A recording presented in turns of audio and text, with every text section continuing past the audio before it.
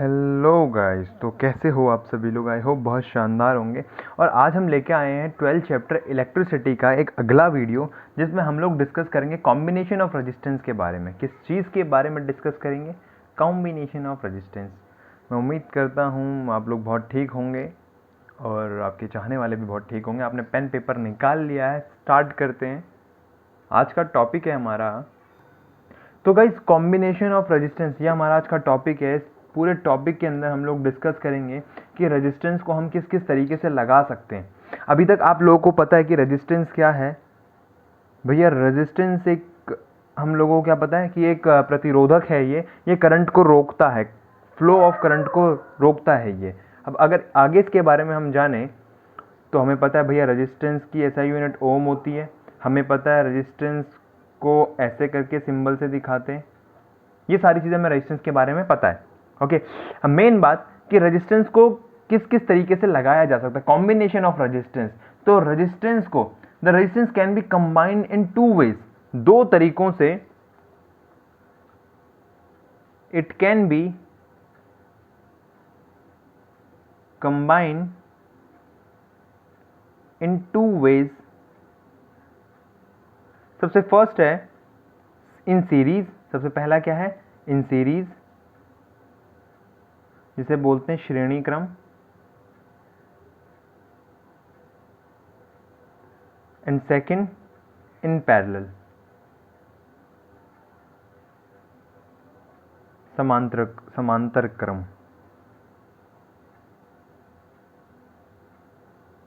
तो गाइस दो तरीके से हम रेजिस्टेंस को लगाते हैं। सबसे पहला क्या है? सीरीज में, और दूसरा क्या है? पैरेलल में। सबसे पहला है सीरीज में और दूसरा है पैरेलल में। इन दोनों ही चीज़ों के बारे में आज हम डीपली डिस्कस करेंगे, कॉम्बिनेशन ऑफ रेजिस्टेंस के बारे में। ये दो टॉपिक हैं, इन दोनों टॉपिक को बहुत अच्छे समझना है हमें। सबसे पहला गाइस, सीरीज का मतलब क्या होता है? सीरीज का मतलब होता है एक के बाद एक। सीरीज का मतलब क्या होता है? एक के बाद एक। मतलब एक रजिस्टेंस यहाँ पे लगा हुआ है, तो जो अगला रेजिस्टेंस होगा वो इसके साथ ही लगा हुआ होगा, वो इसके साथ ही लगा हुआ होगा, ऐसे करके। समझ रहे हो ना बात? ये सीरीज है। ये क्या है? सीरीज, एक के बाद एक, एक के बाद एक। सीरीज में जैसे आपकी दिवाली की लड़ियां होती है, सीरीज वाइज होती हैं, एक फिर नीचे एक, फिर नीचे एक, फिर नीचे एक, फिर नीचे एक। पैरेलल का मतलब क्या है? पैरेलल का मतलब है समांतर। पैरेलल का मतलब है समांतर। जैसे हमारी रेल की पटरियां होती है, अगर एक रजिस्टेंस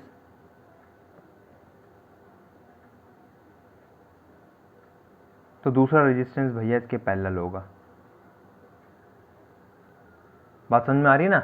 मतलब सीरीज में रेजिस्टेंस एक के बाद एक होगा और पैरेलल के अंदर रेजिस्टेंस पैरेलल ही होंगे। ओके, मतलब एक के बाद एक नहीं होंगे। तो इन दोनों चीज़ों को आई होप आप लोगों को समझ गए होंगे कि सीरीज क्या है, पैरेलल क्या है, और कैसे इन दोनों के अंदर कॉम्बिनेशन। हमें करना क्या है? फॉर्मूला निकालना है आर के ऊपर। किसके ऊपर निकालने हैं फॉर्मूले? आर के ऊपर। हमें यहाँ पे कॉम्बिनेशन ऑफ रेजिस्टेंस में सीरीज के अंदर रेजिस्टेंस का एक अलग फॉर्मूला मिलेगा, पैरेलल के अंदर रेजिस्टेंस का एक अलग फॉर्मूला मिलेगा। मैं हल्का सा आप लोगों के सामने रिपीट कर देता हूँ। Ohms law. ओम्स लॉ ने कहा था V is equal to I are.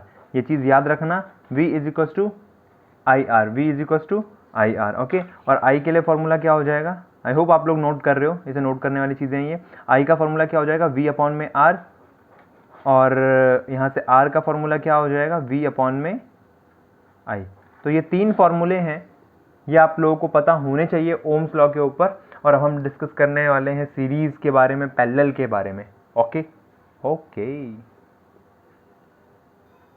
तो गाइज जो ये हमारा टॉपिक है ये है रेजिस्टेंसेज इन सीरीज। सीरीज के अंदर रेजिस्टेंस, सीरीज के अंदर रेजिस्टेंस। थोड़ा जानते हैं इस चीज़ को, ठीक है। मैं एक सर्किट बना रहा हूँ, एक सर्किट डायग्राम बना रहा हूँ मैं। यहाँ से ये इधर थोड़ी लेंथ ले लेता हूँ इसकी। ओके,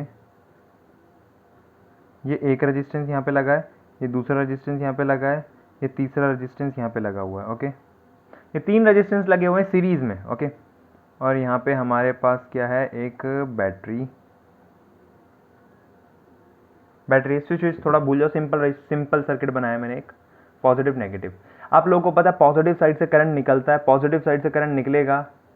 ये आई यहाँ से निकला, आई यहाँ पे आया, आई यहाँ पे भी आया। ध्यान से सुनना मेरी बात को, यहाँ से पूरा कॉन्सेप्ट है। आई यहाँ से निकला, आई यहाँ पे आया, आई यहाँ पे आया, जब ये R1 के पास आया, इसे मैं नाम दे रहा हूँ R1 रेजिस्टेंस, R2 रेजिस्टेंस और R3 रेजिस्टेंस। ओके, जब ये आई करंट R1 के पास आया, आई जब R1 के पास आया तब भी आई था, फिर आई जब यहाँ पे आया तब भी आई था, R2 के पास भी आई गया, R3 के पास भी आई गया। मतलब सीन क्या है कि अगर यहाँ से, अगर इस बैटरी के अंदर से 10 एम्पियर का करंट निकल रहा है, 10 एम्पियर का आई करंट, आई की वैल्यू अगर 10 एम्पियर है, आई की वैल्यू अगर 10 एम्पियर है, तो यहाँ पे भी 10 एम्पियर, यहाँ पे भी 10 एम्पियर, इसके थ्रू गई तो 10 एम्पियर, 10 एम्पियर, 10 एम्पियर। तो मतलब सीन क्या है, आई हर जगह कितना रहने वाला है, सेम। आई हर जगह कितना रहने वाला है, सेम। तो एक चीज़ तो समझ में आ गई कि सीरीज के अंदर करंट क्या होता है, सेम होता है। सीरीज के अंदर आई की वैल्यू क्या होती है, सेम होती है।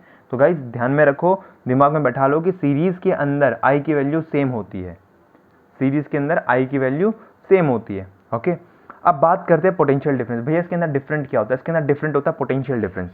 पोटेंशियल डिफरेंस R1 के लिए पोटेंशियल डिफरेंस V1 होगा, R2 के लिए पोटेंशियल डिफरेंस V2 होगा, R3 के लिए पोटेंशियल डिफरेंस V3 होगा। तो डिफरेंट क्या होता है सीरीज के अंदर, पोटेंशियल डिफरेंस। समझो बात को, सेम क्या होता है in series, in series same क्या है, सेम क्या है इन सीरीज, डिफरेंट क्या है, सेम क्या होता है करंट, एक समान क्या होता है, विद्युत धारा बिल्कुल एक समान होती है। और डिफरेंट क्या होता है, अलग क्या होता है, डिफरेंट क्या होता है, पोटेंशियल डिफरेंस। या हम क्या बोल सकते हैं इसको, वोल्टेज। ओके, तो वोल्टेज हमारा अलग होता है सीरीज के अंदर, और करंट क्या होता है, बिल्कुल सेम होता है। ओके, अब जरा थोड़ा दिमाग लगा के सोचो, अगर V1 है, अगर V2 है, अगर V3 है, V1 V2 V3, अगर मुझे सर्किट का टोटल वोल्टेज निकालना है, अगर मुझे सर्किट का टोटल वोल्टेज निकालना है तो क्या करना पड़ेगा। सिंपल सी चीज़ है, आप लोगों के दिमाग में जो चीज़ आई है बिल्कुल सही है। अगर टोटल वोल्टेज निकालना है तो टोटल V क्या हो जाएगा, V total is equal to क्या हो जाएगा, क्या हो जाएगा, V टोटल क्या हो जाएगा हमारा, ये हो जाएगा V1 plus V2 plus V3, क्योंकि तीन ही तो वोल्टेज है, तीन ही तो डिफरेंट वोल्टेज है। अगर मैं तीनों को जोड़ूं तो V निकल जाएगा, टोटल V टोटल निकल जाएगा। अब according to Ohm's law, according to Ohm's law, Ohm's law के मुताबिक क्या बात करी गई है इन्होंने कि V is equal to I R. इसे मैं इक्वेशन 1 नाम दे रहा हूं, इसे मैं इक्वेशन 2 नाम दे रहा हूं। V equal to I R, put second equation in first. Second को फर्स्ट में अगर मैं पुट करूं तो V की जगह क्या लिख सकता हूं मैं, आई आर। V की जगह क्या लिख सकता हूं, आई आर। इस सेकेंड को फर्स्ट में पुट करो तो I तो सीरीज के अंदर सेम ही रहता है, तो I तो I रहेगा, और R क्या आ जाएगा यहाँ पे, VT है तो RT हो जाएगा, R टोटल हो जाएगा। बात समझ रहे हो ना, इज इक्वल टू में V1 है तो I तो सेम ही रहेगा और R अलग रहेगा, तो I R1 plus I R2 plus I R3। बात समझ रहे हो ना, ये सीन हो क्या रहा है, क्योंकि सीरीज के अंदर पोटेंशियल डिफरेंस अलग होता है। सीरीज के अंदर रेजिस्टेंस तो हर जगह ही अलग है, रेजिस्टेंस तो हर जगह ही अलग है, लेकिन सीरीज के अंदर पोटेंशियल डिफरेंस अलग है। करंट तो सेम है, तो करंट तो मैं आई ही लिखूंगा हर जगह, लेकिन आर की वैल्यू में डिफरेंट करूंगा, क्योंकि अगर यहाँ पे पोटेंशियल टोटल था तो यहाँ पे रेजिस्टेंस टोटल आएगा। V1 है तो R1 आएगा, V2 तो R2 आएगा, V3 है तो R3 आएगा। बात समझ रहे हो। और अगर मैं यहाँ से क्या करूँ साला, ये I इधर हो गया, I RT is equal to, यहाँ से I कॉमन ले लूँ पूरे से, तो ये हो गया R1 plus R2 plus R3, और I ने I को मारा तो हमारे पास जो मेन इक्वेशन बची वो क्या बची, RT is equal to R1 plus R2 plus R3। तो सीरीज के अंदर ये मेन इक्वेशन होती है। रेजिस्टेंस, टोटल रेजिस्टेंस निकालना है सीरीज के अंदर, तो जितने रेजिस्टेंस है उनको जोड़ दो। सीरीज के अंदर अगर हमें कभी भी टोटल रेजिस्टेंस निकालना है तो जितने रेजिस्टेंस हैं उन सबको जोड़ दो। अगर यहाँ पे R1 की वैल्यू 1 है, R2 की वैल्यू 3 है, R3 की वैल्यू 4 है, तो अगर आप तुमको सवाल आए कि टोटल रेजिस्टेंस निकालो सीरीज के अंदर, तो तुम्हें उन तीनों रेजिस्टेंस को, जितने भी रेजिस्टेंस है, चाहे 3 है, चाहे 5 है, चाहे 10 है, चाहे 100 है, चाहे 1000 है, उन सबको क्या करना पड़ेगा, टोटल ऐड करना पड़ेगा। ठीक है, इसका एक नाम होता है, या तो इसको बोल दो टोटल रेजिस्टेंस, क्या बोल दो, टोटल रेजिस्टेंस। एग्जाम में कह सकता है कि टोटल रेजिस्टेंस निकालो, वरना एक और नाम होता है equivalent resistance. Equivalent resistance, equivalent resistance भी बोलते हैं, ठीक है, टोटल को। तो सीरीज के अंदर ये फॉर्मूला होता है R इज इक्वल्स टू में number of total resistance, sorry addition of total number of resistance. Okay, जितने रेजिस्टेंस है सबको जोड़ दो सीरीज के अंदर, ये बहुत सिंपल फॉर्मूला है। तो गाइज एक बहुत ही सिंपल क्वेश्चन है। क्वेश्चन ये है कि if 4 resistances each of value 1 ohm are connected in series what will be the resultant resistance. अगर 4 रेजिस्टेंसेज आपस में कनेक्टेड हैं, अरे ध्यान से सुनो मेरे भाई, अगर 4 रेजिस्टेंस 1 2 3 4, अगर 4 रेजिस्टेंस आपस में सीरीज में कनेक्टेड है, किस में कनेक्टेड है, सीरीज में, और सबका रेजिस्टेंस कह रहा है if 4 resistance each of value, हर एक की वैल्यू कितनी है 1 ओम, हर एक की वैल्यू कितनी है 1 ओम, हर एक की वैल्यू कितनी है 1 ओम, हर एक की वैल्यू कितनी है 1 ओम। इसे R1 नाम दे दो, इसे R2 नाम दे दो, इसे R3 नाम दे दो, इसे R4 नाम दे दो। कहता है रिजल्टेंट रेजिस्टेंस क्या होगा, चाहे रिजल्टेंट बोले साला, चाहे टोटल बोले साला, चाहे इक्विवेलेंट बोले, बात एक ही है। ओके, तो रिजल्टेंट रेजिस्टेंस क्या होगा, total resistance RT is equal to R1 plus R2 plus R3 plus R4, और ये क्या हो जाएगा 1 plus 1 plus 1 plus 1, R total कितना आ जाएगा हमारे पास 4 ओम, 4 ओम। ओके, सिंपल है। तो रेजिस्टेंस के क्वेश्चन इस तरीके से वैसे इतने सिंपल नहीं आते हैं, मैंने आपको बेसिक समझाया है बस। ओके, अब बात करते हैं गाइस पैरेलल की। अब गाइस जो हमारे पास अगला बहुत ही इंपॉर्टेंट टॉपिक है वो है रेजिस्टेंसेज इन पैरेलल। अब पैरेलल के अंदर रेजिस्टेंसेज कैसे होते हैं, ये सारी चीज़ें देखते हैं ज़रा। आप लोगों को पता है पैरेलल के अंदर कैसा होगा कि अगर एक रेजिस्टेंस, सीरीज के अंदर तो एक के बाद एक होते हैं, लेकिन पैरेलल के अंदर एक के बाद एक नहीं होते भैया। पैरेलल के अंदर कुछ ऐसा होगा, अगर एक सर्किट है, ये एक सर्किट है, ला ला ला ला ला,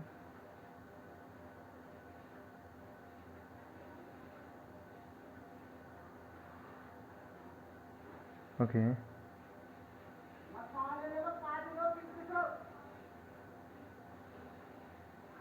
ये रहा एक रेजिस्टेंस, ये रहा दूसरा रेजिस्टेंस। मैं 3 का एग्जांपल ले रहा हूँ, आप 4 5 10 15 सेम ही होता है, मैं 3 का ले रहा हूँ बस।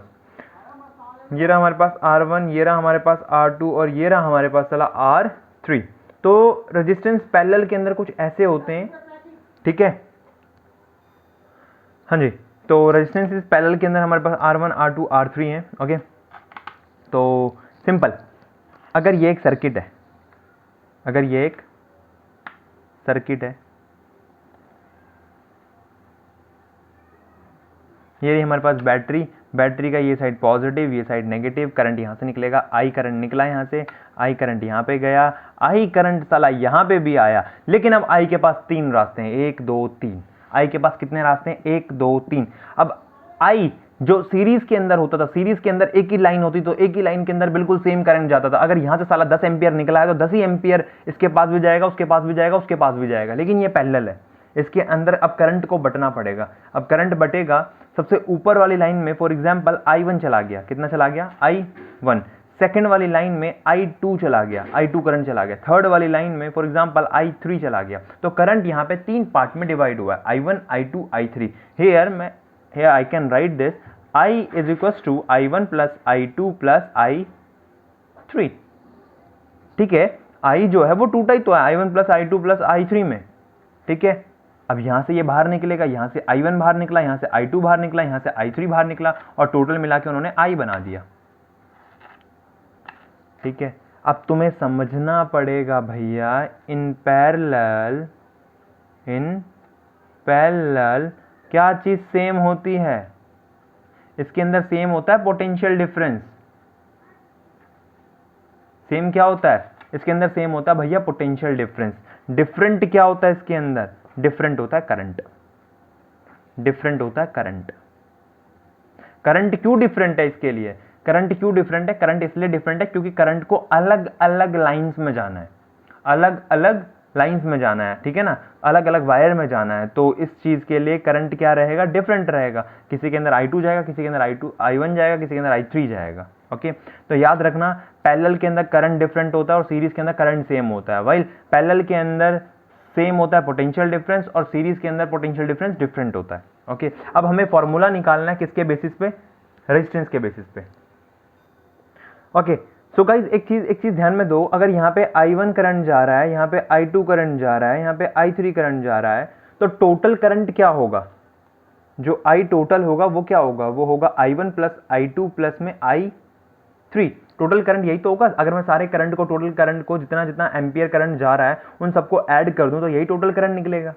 ठीक है, अब according to Ohm's law, according to Ohm's law, इसे मैं फर्स्ट इक्वेशन का नाम दे रहा हूं V is equal to I R, V equal to I R. मुझे यहाँ पे अगर I की टर्म्स में फॉर्मूला निकालना है तो I की टर्म में फॉर्मूला क्या निकलेगा, I is equal to V upon में R। इसे फॉर्मूले को मैं सेकंड नाम दे रहा हूं।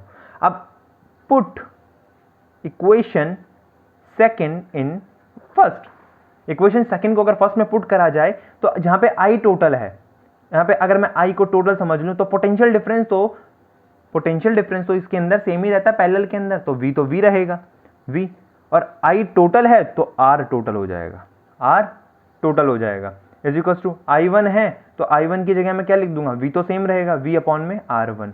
ऐसे ही क्या लिख दूंगा, V अपॉन में R2। ऐसे ही क्या लिख दूंगा, V अपॉन में R3।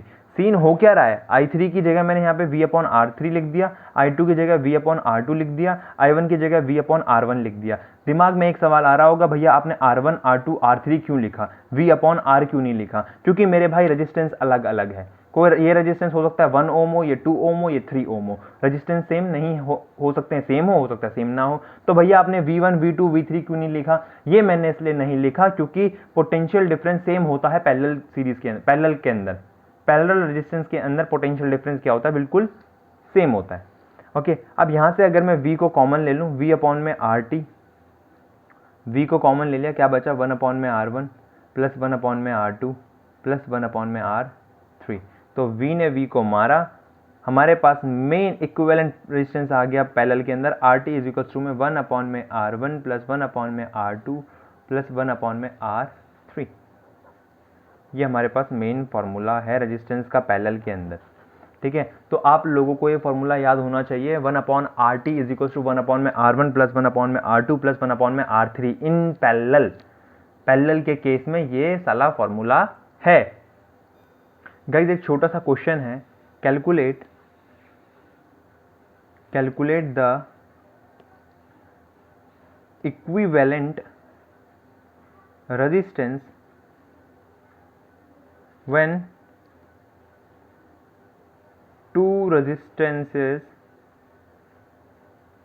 of 3 ohm and 6 ohm are connected in parallel। कहता है टोटल इक्विवेलेंट रेजिस्टेंस निकालो, टोटल इक्विवेलेंट रेजिस्टेंस निकालो when two resistances are connected, when two resistances of 3 ohm and 6 ohm are connected in parallel। अगर दो resistance parallel में है, 3 ओम पहला और दूसरा क्या है 6 ओम, तो इसका टोटल इक्विवेलेंट रेजिस्टेंस निकालो। सबसे पहले दिमाग में अपने डायग्राम बनाओ। डायग्राम कुछ ऐसा होगा, एक साला 3 ओम है, अरे समझ रहे हो बात को, एक साला 6 ओम है, समझ रहे हो ना। अगर इसे मैं R1 नाम दे दूं, इसे R2 नाम दे दूं, R2 लेट सपोज 6 ओम है, R1 क्या है 3 ओम, यही तो है। अरे भैया यही तो है, क्या करके मानोगे। अब फॉर्मूला क्या कहता है,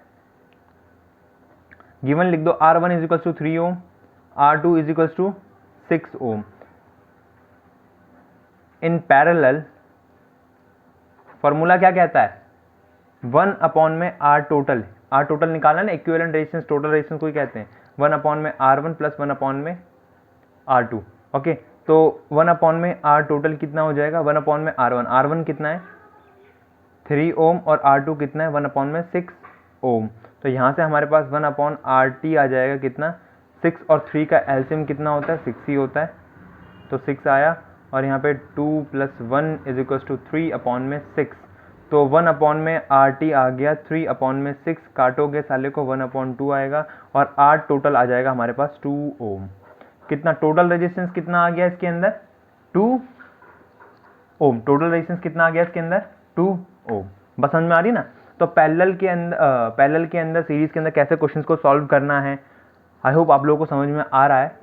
ठीक है, कि पैरेलल के अंदर कौन सा फॉर्मूला लगेगा, सीरीज के अंदर कौन सा फॉर्मूला लगेगा, और ओम्स लॉ के हमने करा क्या है, पैरेलल के अंदर भी सीरीज के अंदर भी हमने मतलब रेजिस्टेंस के बेसिस पे फॉर्मूला निकाला है। हमने रेजिस्टेंस के बेसिस पे फॉर्मूला निकाला है, क्योंकि रेजिस्टेंस के बेसिस पे ही फॉर्मूला हमें निकालना है। ठीक है, कैलकुलेट हमें इक्विवेलेंट रेजिस्टेंस करना है। ओके, तो आई होप आप लोगों को क्लियर हो गया होगा। बाकी इसके न्यूमेरिकल्स की क्लासेस हम लेंगे, इसके न्यूमेरिकल वगैरह मैं कराऊंगा आपको। ठीक है, आई होप आप लोगों को समझ में आ गया होगा। समझ में आ गया तो एक काम करो, लाइक करो, कमेंट करके बताओ कैसी है, सब्सक्राइब करो नए हो तो, और शेयर करो अपने 10th क्लास के दोस्तों के साथ, भला करो। Okay okay guys, Tata.